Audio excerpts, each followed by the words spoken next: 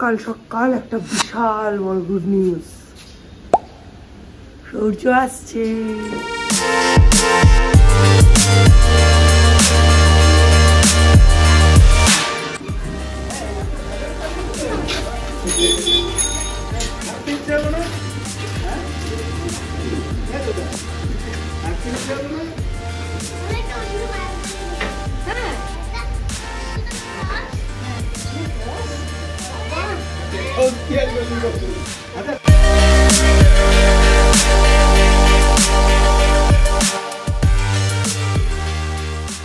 এসেই ডিউটিতে লেগে পড়েছে, এই যে এখন ছেলেকে দিতে যাচ্ছে।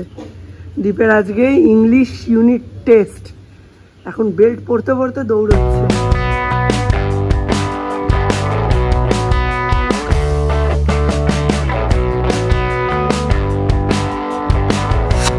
কি ছুরিটা দিয়ে চাষ করছো? না না, ওই মাটি কুপোচ্ছিলাম। এসে বাজার পাঠিয়ে দিচ্ছে, শান্তি নেই জীবনে। কালকে আমরা কেনাকাটি করে খেয়েছি, তাই আজকে আমরা বাজার করে খাবো। Back to Zinnia blogs. Zinnia ব্লগসের নতুন একটা ব্লগে তোমাদের প্রত্যেককে অনেক অনেক ওয়েলকাম। এখন সূর্য চলে গেছে আম্মা দাদার বাড়ি স্নান করে, আর মিস্টার বিশ্বাস চলে গেছেন বাজারে। চলে গেছেন না, পাঠানো হয়েছে, যেতে চাইছিলেন না, টেনে টুনে পাঠিয়েছি। আর আমি জুতে গেছি সংসারের কাজে। চল দিনটা শুরু করা যাক। এই হচ্ছে এখন কারেন্ট সিচুয়েশন। এটা বাথরুম না ডাইনিং রুম না মানে টেবিল টপ, বোঝার উপায় নেই। ঠিক করতে হবে তাকে এক্ষুনি, জাস্ট এক্ষুনি। সমস্ত জামা কাপড় সব কিছু রেডি করলাম, এই যে ব্যাগ ফ্যাগ সব রেডি করলাম, বই ঢোকালাম। তারপর সূর্য গেল ঘুমিয়ে, সে উঠোন টুটন সব ধুয়ে দিয়েছে। আর সূর্য না ঘুমিয়ে পড়লো। স্কুলে যাবে না করছিল, দুটো কারণ হতে পারে। একটা হচ্ছে কালকে অনেক রাত্রির করে শুয়েছে, আজকে একদম ভোর ভোর উঠে এসছে, ওটার জন্য একটা ক্লান্তি। প্লাস হচ্ছে আসার পরেই ওর পটি পেয়েছিল, আমি ওকে স্নান করিয়ে দিয়েছি, পিসি খাইয়ে দিয়েছে, এবার কি বডিটা ছেড়ে গেছে, ঘুমিয়ে পড়লো। তো জানে এই জিনিসটা আমার খুব ফেভারিট, তাই আজকে সাবু মেখে আম কলা কিশমিশ দই সব দিয়ে সাবু মেখে আমায় দিয়ে গেছে, সেটা আমি এখন খাচ্ছি। সূর্যর এত ঘুম পেয়ে গেছিলো যে সূর্যকে ঘুম না পারিয়ে আমি এটা খেতেও পাচ্ছিলাম না। মধ্যিখান থেকে আজকের দিনটাও স্কুলটা কামাই হলো, টানা 6 দিন স্কুল কামাই হয়ে গেল, শনি রবি মিলিয়ে 8 দিন। কি যে হবে ভগবান জানে। 26 তারিখ থেকে পরীক্ষা। পিসি এসেছিল, পিসি বলছে রাজা তো অফিস গিয়েছিল বাইকে করে ওখানে রেখে অফিসে গেছে, ট্রেনে নাকি অজ্ঞান হয়ে পড়ে গেছে। তখন আবার লোকজন বাড়িতে দিয়ে গেছে, এখন নাকি রাজা ঘুমোচ্ছে, প্রেশার খুব লো, বাড়িতে লোক এসে প্রেশার মেপে দিয়ে গেছে। একবার দেখতে যেতে হবে, খাওয়াটা কমপ্লিট করে নিই। এখন তো ঘুমোচ্ছে, 1-1.5 ঘন্টা পর যখন উঠবে তখন যাব। উঠোনে ঘুরে ঘুরে খাচ্ছি, এমন সময় পিসি এই নিউজটা দিল রাজার শরীরটা খারাপ। যাই হোক, এখন এটা কমপ্লিট করি। এই দেখো অম্বুবাচী তো, ফুল তুলছি না, ইনি কেমন আলো হয়ে রয়েছেন। ছাদে গেছিলাম, ছাদেও দেখলাম একটা লাল জবা ফুটেছে। তোটা জানি না, অম্বুবাচীর সময় কিন্তু মাটি খুঁড়তে নেই, ফুল তুলতে নেই, পুজো দিতে পারো, তবে সিংহাসন থেকে অনেকটা দূরে। আর যে সমস্ত স্ত্রী ঠাকুর থাকেন নারী জাতি, তাদের প্রত্যেককে লাল কাপড় দিয়ে ঢেকে দিতে হয়। আমরা কিন্তু সিংহাসনের বাইরে জল বাতাসা দিই, মানে পুজোটা দিই, শুধু ঠাকুরটাকে ঢেকে দিই, ওই কদিন টাচ করি না। আর আমার সিংহাসনে যেহেতু লক্ষ্মী নারায়ণ গোপাল সবাই একসঙ্গে, সেহেতু শুধু লক্ষ্মী ঠাকুর ঢাকা থাকে। সিংহাসনের বাকি দেবতারা তো সবাই পুরুষ মানুষ, তাদের জন্য সিংহাসনের বাইরে আলাদা করে সুন্দরভাবে সাজিয়ে খাবার নিবেদন করে দিই, আর ধূপবাতি এগুলো তো দিই। আর এই যে খাচ্ছি সাবু মাখা, এটা জেকের সাবু। তোমরা যারা সাবু খেতে ভালোবাসো অথচ একটা কমপ্লেন থাকে যে সাবুগুলো ভালো করে ভেজে না, নরম হয় না, তারা জেকের সাবু ট্রাই করতে পারো। খুব সূর্য অনেকক্ষণ ঘুমাচ্ছে, এইবার তুলে দেবো। এই দিকটা গার্ড দিয়ে গেছি, উঠে পড়ো, তাহলে দুপুরবেলা তো আর ঘুম আসবে না। উঠে পড়ো বাবা, উঠে পড়ো। কই ওঠো, এদিকে আমার দিকে, মা তো এইদিকে। সূর্যকে ডাকতে গেছিলাম, এই সুযোগে বৃষ্টি নেমে আমার জামা কাপড়গুলো সব ভিজিয়ে দিয়ে গেল। মিস্টার বিশ্বাস ভেতরে কাজ করছেন, দেখতে পাননি, তাও তো রাধি কাকিরা ওখান থেকে জামা কাপড় তোলার সময় ডেকেছে। আমি আর ভেতর থেকে শুনতে পাই সেই দোতলার ঘরের দরজা বন্ধ করে রয়েছি, কি করে শুনবো? সব ভিজে গেল। জেগেছিস? কি অবস্থা, ছাতা নিয়ে যাসনি? বাহ, ছাতা আমরা আকাশের ব্যাগে রয়ে গেছে। ছাতা রইলো আকাশে, বৃষ্টি নামলো মাটিতে। কেমন হলো পরীক্ষা? হয়েছে মানে মোটামুটি পাস মার্ক উঠবে তো? রাইটিং স্কিল কত নম্বরে ছিল? কোশ্চেন পেপার দেখা। বিশ্বাস আর সৌর্য গেল রাজাকে একটু দেখতে, খবরাখবর নিতে আর কি। খবরাখবর নেওয়া হয়ে গেলে আর চলে আসবে। মিস্টার বিশ্বাসের আজকে মাথার গন্ডগোল হয়ে গেছে অফিসিয়াল কাজকর্ম করতে গিয়ে। কি গন্ডগোল হয়েছে আমি তো সেটা বুঝলাম না, আর আমার সঙ্গে শেয়ারও করতে পারছে না, বুঝি না বলে। তো গন্ডগোল হয়ে গেছে, এখন সকলের ওপর টেম্পার দেখাচ্ছে। ও বাড়িতে থাকলে না ব্লগ করা বেশি হয় না, মানে রান্নার চাপ থাকে, কাজের চাপ থাকে, তারপরে মানে কোনো রকমভাবে হয় না ব্লগটা করা। আর তার উপরে আজকে এত টেনশানে রয়েছে, মানে কিছু সরকারি কাজ আটকে গেল আজকে, মানে আটকেই ছিল। 92-93 সাল থেকে আটকেই ছিল সেটা আজকে উনি ডিসকভার করেছেন। ওনার হাতে জিনিস পড়লই তো 2022-এর পরে। তারপর বুঝতে বুঝতে রোজকার অফিস ব্লগিং সব সামলাতে ওদিকে নজর দেওয়া হয়নি। কাজটা একটুখানি দেরিতেই শুরু হলো।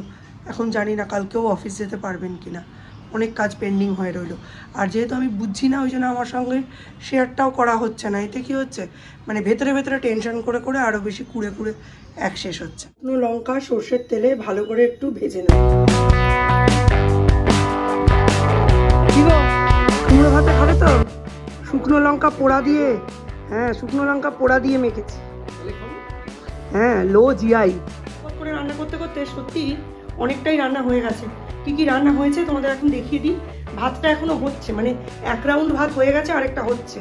এখানে শুকনো লঙ্কা পোড়া আর পেঁয়াজ দিয়ে কুমড়ো ভাতে, একটু মুসুর ডাল, এটা লঙ্কা ছাড়া, এটা লঙ্কা দেওয়া। হ্যাঁ, একটুখানি আজকে আলাদা করেছি সৌর্যর।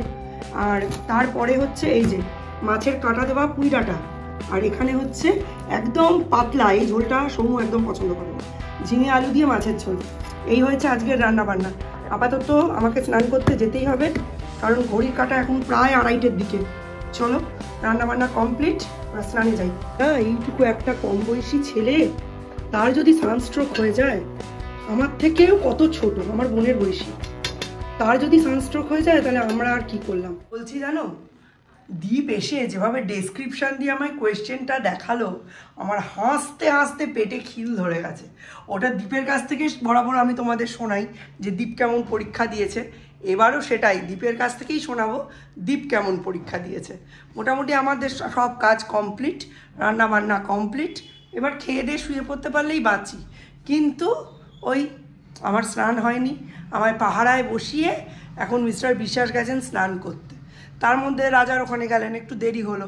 তারপর সৌর্য আবার ওই বাড়িতে গেলে তো আটকে যায়, উনি আর আসতে চান না, ওনাকে আবার এনে খাওয়াতে হবে। সৌম্য স্কুল থেকে এসে 12:30টার সময় এইটুকুনি কর্নফ্লেক্স খেলো, বলছে মা আমার খুব খিদে পেয়েছে, আমাকে একটু খেতে দাও। বেচারি পাবে না কেন, কালকে রাত্রিবেলা সেই 1-1:30টার সময় ডিনার করেছে, ব্যাস আর কিচ্ছু খায়নি। তখন যখন খেলো 12:30 বাজে, মানে প্রায় 11-12 ঘন্টা। খিদে তো পাওয়ারই কথা, জোয়ান ছেলে, ওদের এখন মেটাবলিজম হাই, ওরাই তো এখন খাবে। তো যাই হোক, হালকা পাতলাই রান্না করেছি, খুব তো আর কিছু করিনি, দেখা যাক কীরকম খেয়ে কী বলে। এবার আমি খাইয়ে দাইয়ে তাহলে আমি নিশ্চিন্ত হয়ে যাই না, ওদের সবাইকে খাওয়ানো হয়ে গেলে। তারপর ইউজুয়ালি আমি ওই জন্যই ওরকম করি যে আমি স্নান করে নিই, তারপর নিজে খেতে বসি। তো আজকে এত গরম ছেড়েছে, ওই ভাটের বৃষ্টি হলো, হুড়মুড় করে একটু বৃষ্টি হলো, ঠিক 7 মিনিট কি 5 মিনিট, কড়কড়িয়ে রোদ উঠেছে, মনে হচ্ছে না চামড়া পুড়িয়ে দেবে। তো আজকে পরীক্ষা দিতে গেছিলাম। ফার্স্টলি আমি স্কুলে গিয়ে জানতে পারলাম যে অ্যাডমিট কার্ড দিচ্ছে, অ্যান্ড ওটা আমরা পেলাম না, কারণ ওটার জন্য যে একদম মানে এই মাসের যে ফিজের রিসিপ্টটা আছে ওটা নিয়ে যেতে হতো। তো ওটা আমরা জানতাম না, ওটা আমরা পেলাম না। ভাইস প্রিন্সিপাল স্যারকে গিয়ে বললাম, স্যারের বললো আচ্ছা ঠিক আছে, আজকে এক্সাম দাও, কালকে যেন নিয়ে আসবে, ঠিক আছে। তো ওটা প্রথমে 15-20 মিনিট স্কুলে গিয়ে ওটাতে বেরিয়ে গেল। তারপর এক্সাম শুরু হলো। প্রথমবার একটা এমন এক্সাম দিলাম, মানে ইংলিশ এক্সাম, যেখানে গ্রামার অ্যান্ড লিটারেচার একই পেপারে ছিল। তো ওটা এমনিতেই প্রথমে একটু অড লাগছিল, বুঝতে পারছি আমরা কোনটা প্রথমে করবো।